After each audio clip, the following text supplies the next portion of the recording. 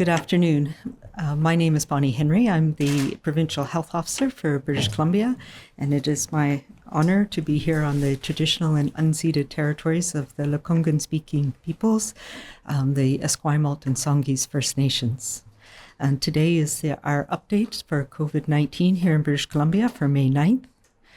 And today we have 15 new cases who have tested positive for COVID-19 in the province, bringing our total of test positive cases to 2,330.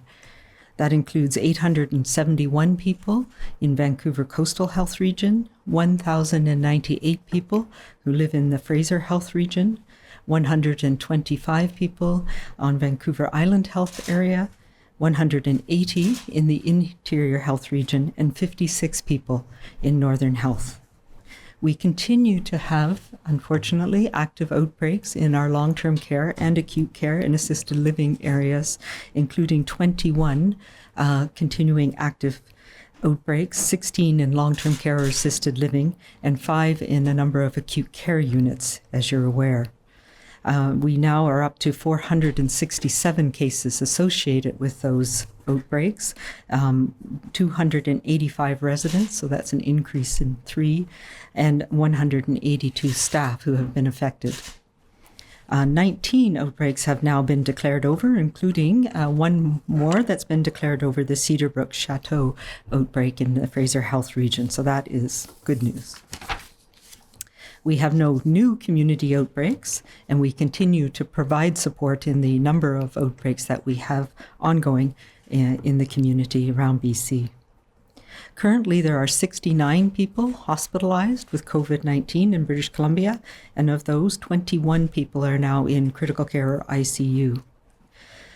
Unfortunately, we've had an additional 2 people who have died from COVID-19 in British Columbia, both of them residents of long-term care in the Vancouver coastal area, bringing our total of people who have died from COVID-19 to 129 in British Columbia. And our hearts go out to the families, particularly the families, the communities, and the care providers for these residents, these people. We have had an increase in a number of people who have recovered now from COVID-19, bringing our total of 1,659 people who have completely recovered. That's 71% of our confirmed cases, and that's the positive side of this, is that people are continuing to recover from this disease. I want to talk a little bit about, as we all know, tomorrow is Mother's Day. It's a day that we celebrate our mothers, our grandmothers, our sisters, our aunties, and we recognize the important role that they play in our lives. Let's show how much we care for them by ensuring we are doing all we can do to keep them safe. Safe physical distance remains an important part of what we need to do right now in British Columbia to keep all of our mothers and our communities safe. And particularly if your mother is older, if she's awaiting surgery, has any underlying illnesses, avoid that close physical contact, even if we know how much we all want and need that. Honor our mothers by keeping them safe. If she's not part of your household right now, your pandemic bubble or your small group, your household group, this is a great weekend to spend time with her outdoors, keeping your safe distance. And we're very lucky that we have the weather to be able to do that in many places in BC this weekend. So have a happy Mother's Day and respect and honor all our mothers and our elders by keeping them safe. I would also like to speak to our seniors and elders for a moment. I know this has been the most difficult and trying time for all of you, and I understand how lonely it can be with your family and friends unable to visit right now, and how many of our seniors and elders needed to stay in their own cocoon to protect themselves. And as you know, the nature of COVID-19 has shown that this virus can have a tremendously negative impact on our seniors and elders. And we have lost many of those keepers of our culture and our history and our common family bonds.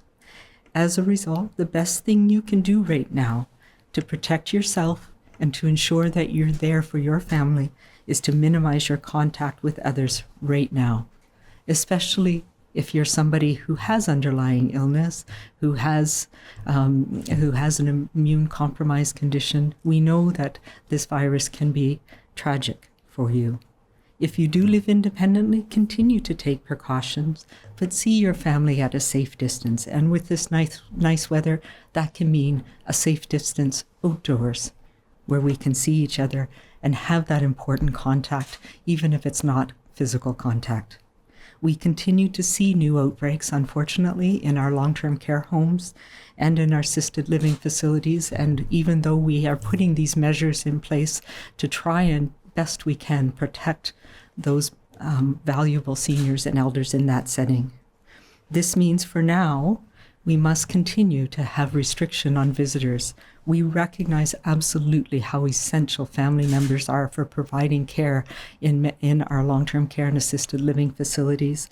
But we are working absolutely on plans to make sure that we can let families back in to support our seniors and elders, but in a safe way, so that it is safe for the whole community within that facility. And that will be coming. These new ways of doing things will be coming in the coming weeks and days. As we are learning more about this virus and how we can best protect each other from it, we will find ways to allow for that important social contact while making sure we're not putting anybody else in that facility at risk. And when we do that, the families that are who are suffering most from this forced separation, we will be telling you how we can do that and how we can best do it in your facility with your family member.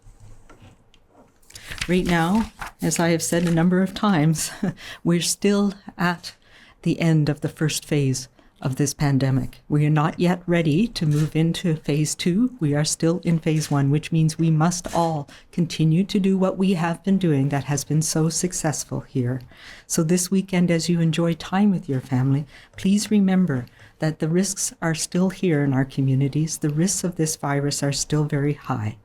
Keep doing what you have been doing to protect our families, our communities, and to keep BC strong.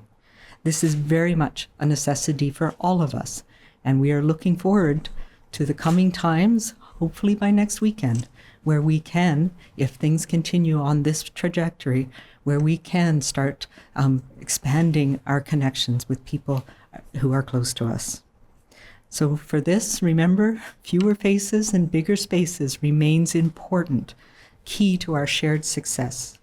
And the path forward for all of us is in our hands, and remembering to wash them, and also to continue what we have been doing, and that is being kind and being calm and being safe.